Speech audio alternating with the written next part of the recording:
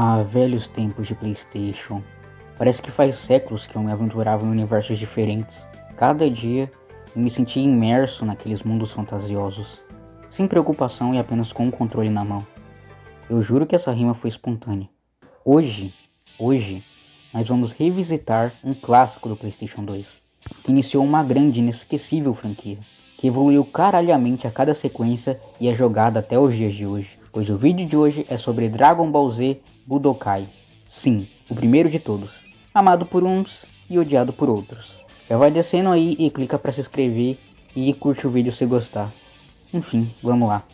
Produzido pela Jynx e lançado em 2002 para PlayStation 2 e em 2003 para GameCube, Dragon Ball Z Budokai foi o primeiro jogo de Dragon Ball lançado no PlayStation 2 e já trazia um vislumbre do que a gente poderia esperar do futuro da franquia.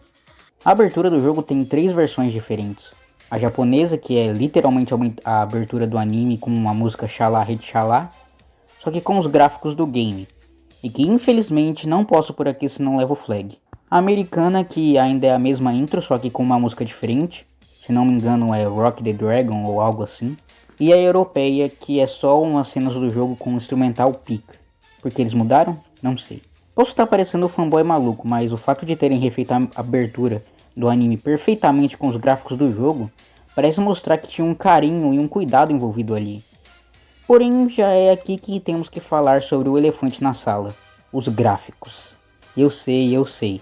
Era PlayStation 2, o período em que esse jogo foi lançado ainda não era muito utilizada a técnica de cel shading, que deixa modelos 3D mais cartunescos, mas puta que pariu, parece que eu tô jogando com bonecos de massinha. Não sei se era essa ideia, mas quando eu vejo isso, eu penso muito em Dragon Ball Final Bout. Sério, você tem que concordar que parece. Existe até uma versão de GameCube que foi lançada depois e teve tempo de polir essa questão dos gráficos, e deu uma leve melhorada. Não é algo extremamente diferente, mas é uma boa melhora. Estranhamente, na versão HD Collection tem os modelos originais do Play 2. Vai entender. E por favor, não vamos falar de Dragon Ball Sagas. Logo no menu do jogo nós temos um layout bem simples, porém muito criativo, onde cada opção e modo de jogo é representado pelas esferas do dragão. Porra, mas eu iniciei o jogo aqui e só tem 6. Segura a ansiedade aí que mais tarde nós falamos sobre isso. O modo história é bem feito para uma estreia de uma franquia dessas. Ele conta a história da saga dos Saiyajins até a saga Cell, tendo animações reimaginando os acontecimentos do anime, e não só partes cortadas ou imagens estáticas como certos jogos fazem. Connections, eu tô falando de você. E isso de recriar as cenas dá um charme ao jogo, comparado com os futuros jogos que eu ainda vou falar sobre nesse canal. Eu acho. Aparentemente o motivo de não terem feito a história até a saga Buu é porque, embora no Japão já tivesse sido exibida, ela ainda não havia terminado nos Estados Unidos, quando o jogo estava em desenvolvimento. Então se a saga Buu estivesse no game, poderia ser um puta spoiler pra rapaziada. O jogo possui 9 cenários, que são lugares bem conhecidos no universo de Dragon Ball, como a arena do Torneio do Céu e a Torre de Kami-sama, contando com 22 personagens no total para você jogar e aproveitar os combos especiais de cada um, mesmo que alguns não tenham muitas variações. Parte desses combos são representados por essas cápsulas, que logo irei falar sobre, e você pode emendar combos comuns com essas habilidades, sem falar nos Ultimates, que são um show à parte. Só não sei porque o Kamehameha é amarelo. E temos também alguns personagens que podem se transformar e aumentar sua força, como o Goku, que deve ter pelo menos uns 49 Kaioken diferentes. Alguém pare esse homem, mas cada forma consome mais e mais Ki. E se o Ki esgotar, você perde a transformação e se fode. Como prometido anteriormente, vamos falar das skills, ou habilidades, que é uma parte essencial da gameplay. Sem isso você pode apanhar bastante, não só do seu coleguinha como da própria CPU, já que os movimentos do jogo não são tão ágeis e não existe uma diversidade muito ampla de combos e sequências. Temos 3 categorias de habilidades. Ability são os ataques especiais, transformações e ultimates que usam Ki. Physical, sequências de combos como agarrões e afins. E suporte, que melhora atributos do personagem, como ataque, defesa ou velocidade. O Shop é a loja do Mr. Popo onde você compra essas cápsulas, que podem ser tanto habilidades quanto algum modo de jogo. Se você tiver outro memory card, seu ou de um amigo, vocês poderiam trocar habilidades, e isso é muito da hora. Não que eu ache que alguém fizesse muito isso na época, mas tá ali.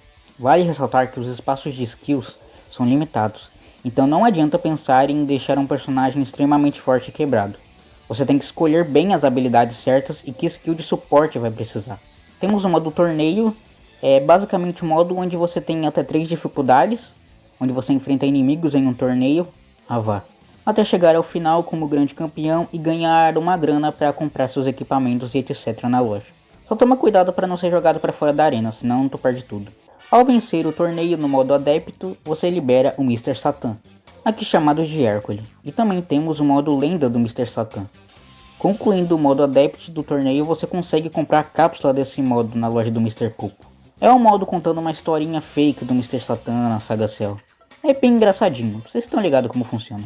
Temos as opções do jogo, onde você pode mudar a dificuldade do jogo da CPU em até 5 níveis, fazendo o jogo ficar mais fácil para um player casual ou mais difícil para os hardcores.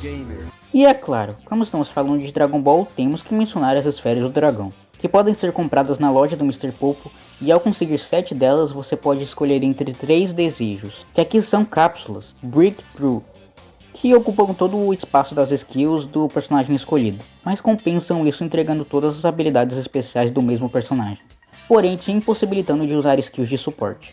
O jogo teve críticas mistas, apontando justamente a falta de agilidade nos movimentos e controles não muito intuitivos, recebendo 67 no Metacritic, porém o povão deu uma nota de 75 para ele. E sendo bem sincero, é justo. É um bom começo, ainda mais se tratando do nascimento de uma franquia para o nosso amado PlayStation 2. Eu espero que você tenha se divertido e gostado desse vídeo. Se eu esqueci de dizer algo sobre o jogo ou dei uma informação errada, comenta aí que eu vou estar fixando o seu comentário. Enfim, é isso. A gente se vê. Até mais.